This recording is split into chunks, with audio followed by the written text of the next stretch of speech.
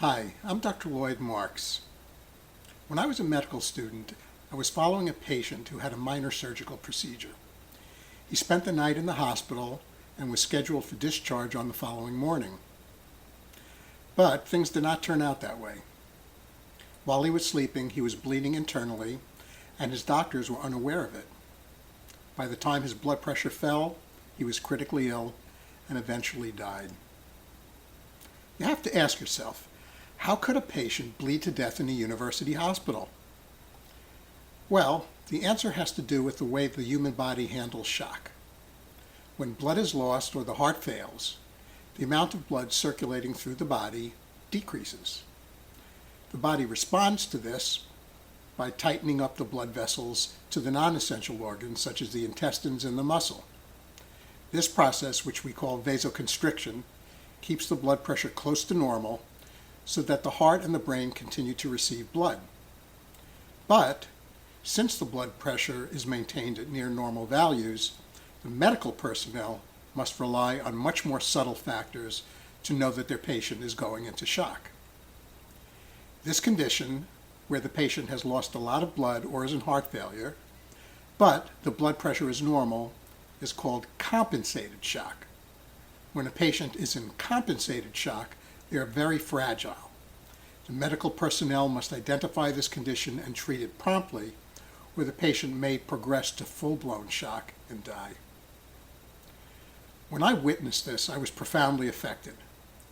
I'm a physician and an electrical engineer. I felt that there just had to be an engineering solution, a way for the medical staff to be alerted early that their patient is heading into shock.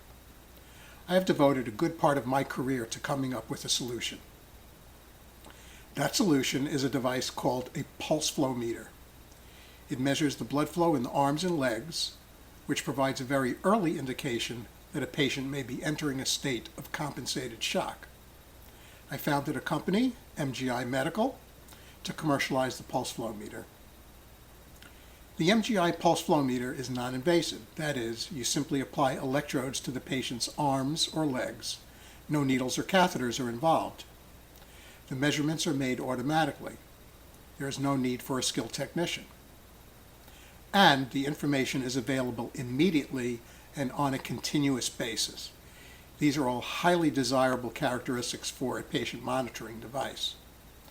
Our pulse flow meter is so sensitive that it could detect the loss of a single pint of blood in blood donors when there was no change in their blood pressure. The problem of bleeding is significant. About 30% of patients having major surgery have significant bleeding complications, and these complications result in an average increase of 6 extra days in the hospital. Hospital length of stay is the biggest cause of excess hospital costs. We also estimate that the pulse flow meter will shorten ICU stay by about 2 days. Let me speak for a moment about our excellent team. I'm an MIT-trained electrical engineer, Johns Hopkins-trained pediatric cardiologist, and inventor with 26 U.S. patents. My co-founder and vice president is Michael Smith. He is the founder of a highly successful medical device company, General Devices, that serves the emergency medical market. Our COO is Kurt Bashford. He is currently the CEO of General Devices, and our Chief Technology Officer is Greg Lowe, a highly talented hardware and software engineer who has overseen the development of many successful medical device products. Also, we have an excellent scientific advisory panel consisting of interventional cardiologists, electrophysiologists, heart failure specialists, and anesthesiologists, all of whom have expressed great interest in using the pulse flow meter in the management of their patients. So where are we now? The pulse flow meter is ready for small-scale production and sales. We are currently seeking FDA approval and anticipate that it will take about 6 months. Why have we come to MedStarter? We are here to raise $50,000 to develop a sterilizable, disposable electrode for operating room use and to support clinical trials. One of the clinical trials will be conducted in the operating room to help anesthesiologists know if their patients have lost a clinically significant amount of blood. In another, the pulse flow meter, will be tested in the intensive care unit to see if it will eliminate the need for invasive monitoring systems in some patients. In addition, it will be tested in the shock trauma unit to help determine if patients need blood transfusions and, if so, when to stop.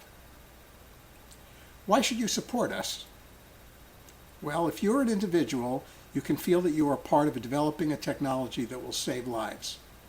If you represent an institution, you can feel that you are playing a role in developing a technology that can reduce patient morbidity and mortality and, in doing so, reduce hospital stay and hospital costs.